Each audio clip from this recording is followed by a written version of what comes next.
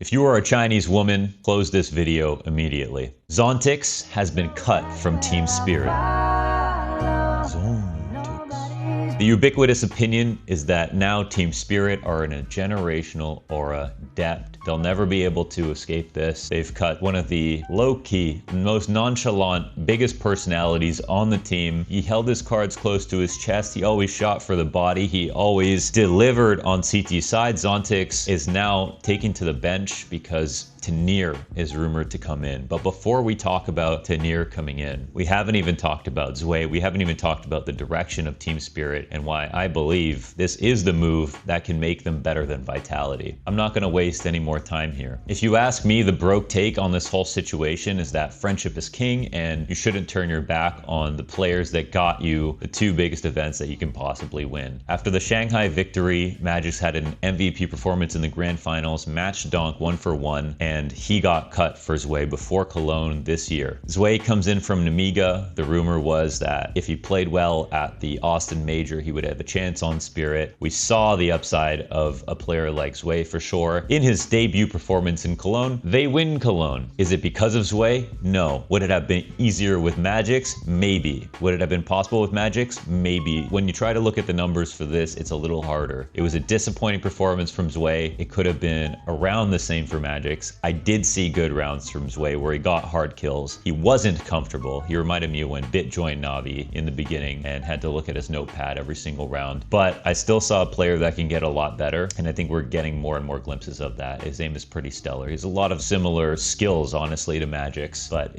I think he does bring that floor up and that firepower up a little bit. I wouldn't bet that he can put on an MVP performance in a grand final of a major like magixx did and give Donk a chip in his rookie year. I don't know if zweih's made of that same material, but I will say there is a definite firepower upgrade happening, and the strategy for Team Spirit is addressing all of everyone's concerns, and that is raising the floor on this team because the ceiling is as high as it possibly can get. Now, when it comes to Zontix and Tanir, a lot of people are angry with Team Spirit because they're turning their back on the players that got them the two biggest events that they could possibly win here with the major, followed by Cologne in the span of 12 months. But if you ask me, the bro take here is that friendship is king. If we go back to the Blast Paris major with Vitality, what we saw was a run up to the major. They won EPL season 16, they won Rio when they acquired Spinks, and then they won the major to follow. And the entire time, a lot of people were calling for dupreeh's head. His form was starting to drop off. The question was, is he going to have the longevity? Does he have the motivation? Will he be able to have a consistent performance top level for much longer? And it feels like before the major was even won, the decision was made to try to pick up Flamesy. Now, this is what it sort of feels like to me if I had to draw a graph. You're picking a player that starts up here and they might get a little bit better, but you're wondering, like, in the next year, are they just going to slowly decline? In Counter-Strike, it's a hard game to play because we don't know how long the oldest players will continue to be good. And some are out there pushing the boundaries. Apex, Kerrigan, Rain, and dupreeh himself, even though he is just retired. There are lots of names out there that even Nico now is getting up there. I think that the support around Counter-Strike with how much money is involved in the game for the top level players means that you're probably never going to have a job that will pay you as much as Counter-Strike will ever again in your life. So sticking around for a long time and making sacrifices in your life to make sure that you can have a really strong career for a lot longer than you normally would. Maybe 10 years ago you would have retired because it financially doesn't make sense. I think that's changed now, so we might actually see with that support how far players can push it. I'm sure there will be a great pro to touch 40 at some point in the near future, and then maybe that's the upper limit. Maybe that's the upper limit for esports. We'll see. But we're all learning about that live. And when dupreeh got cut on Vitality, everyone was up in arms. How could you do that? You turn your back on the guy. He's got you 5 majors. You think the majors were a coincidence? You didn't want a 6th major? You hate winning so much? How could you cut a legend like that? And then they took on Flamesy. We know that Flamesy is the next generation of the same role, of the entry fragger. We also knew that he was nervous on stage and there was a definite risk of trying to take him. But Zonic, right before he goes to Falcons, his dying breath is, cut dupreeh, get Flamesy.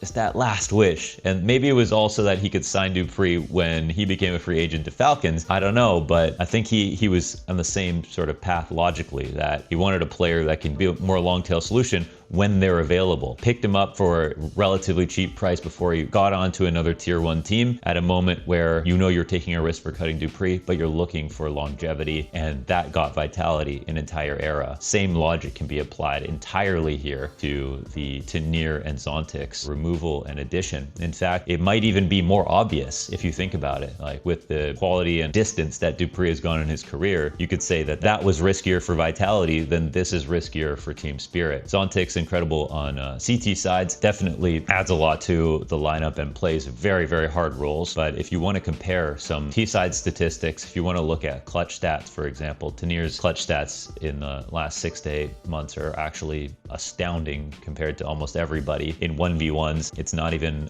close. And if he's going to play small sites in place of Zontix, his stats might overall come down, but clutches need exactly 0 space. If he is going to rotate over after a site is lost, Donk Chopper, zweih, and Shiro all take out a few players and he gets left in a 1v1 and 1v2, he's going to win more rounds than Zontix. I mean, that's just a fact. That's a position that requires exactly 0 space and wins games outright. I'd say Zontix, he's gotten a lot better at clutching, but he's only started to get better at clutching. Instead of clearing every single angle, he can move to a point where he can like kind of perfectly pull off a 1v2 and really surprise you. Zontix, that is. But Tenier is already just way ahead. So it feels disloyal, but if you ask me, I think that this is the move that actually, to draw a comparison directly back to Vitality and Dupree, this is the move that can make Spirit better than Vitality. At the beginning of this year, in the roster moves that happened, everybody had to try to make a team that was going to be better than Vitality. And if you didn't make those roster moves, then why are you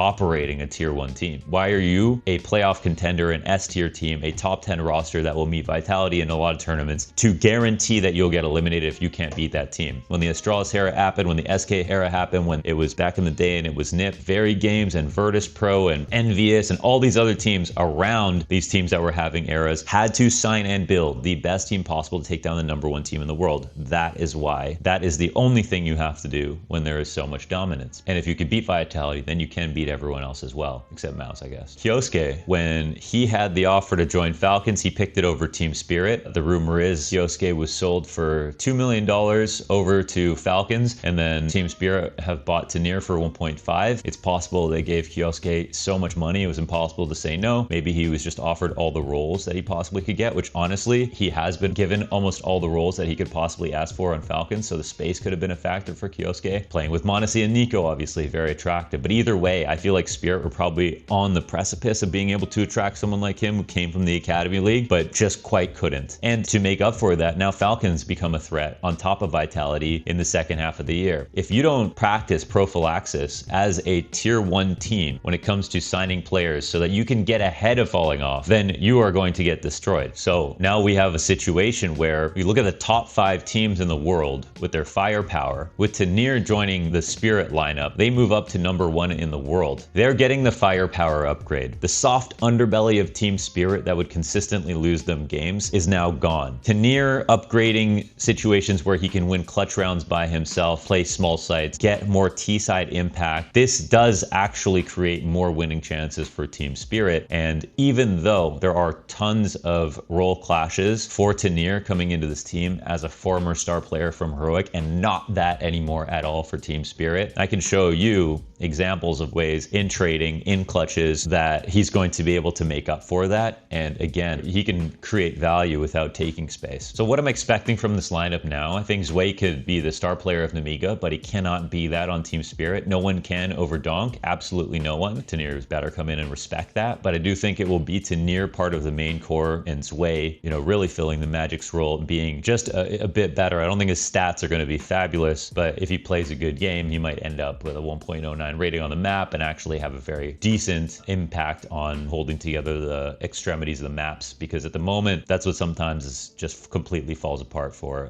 Team Spirit. So I'm expecting it to scoreboards to kind of go Donk, Shiro, Tenier, or Shiro, Donk, Tenier, or once in a while, Tenier, Donk, Shiro, and then go zweih and Chopper. And I swear at this point, Chopper literally has to, at the beginning of rounds, say A or B. And if he could just pick one site, I think for the most part, the round is over versus almost everybody. At the round table where Sponge talked to Rops about the importance of opening kills, he brought up how top tier teams are so good at closing rounds with the opening kill. A player like Donk shows why he is the best player in the world, because he gets that opening kill more than everybody else. And now you get a world where Tanir's a huge upgrade in terms of trading and T-side impact. And we're in a meta right now that is incredibly CT favored. If you can score 6-7 T rounds, if you can afford to lose a pistol on T-side now, you're going to be basically unbeatable. So if their T-sides improve, I think that's going to be the most valuable tool that you can have in the current meta. Because if you win T-side rounds in a hard T-side meta, you break the CT economy and you can get 8-4 T-sides, and suddenly there's just no chance for their team to ever come back because their T-side's going to fall apart. So I ask, it might sound insane, like why doubt Vitality? I think they absolutely could continue to be the best team in the world. I just don't think it'll definitely not be as close anymore. It's already a lot of parity and a lot of hard matchups for them, and everyone's been coming up for them for a long time. They just completed the best season in Counter-Strike history last season, and you were here to watch it, which is incredible, which we've got to be grateful for. But if Spirit raised their floor this much, and Apex has already told us after they lost to Mouse that he still thought Spirit were going to win that final in Cologne, and he was right about it. If Spirit are the #1 threat in his mind, and they've just raised their floor, why isn't it the case that Spirit can now be the #1 team?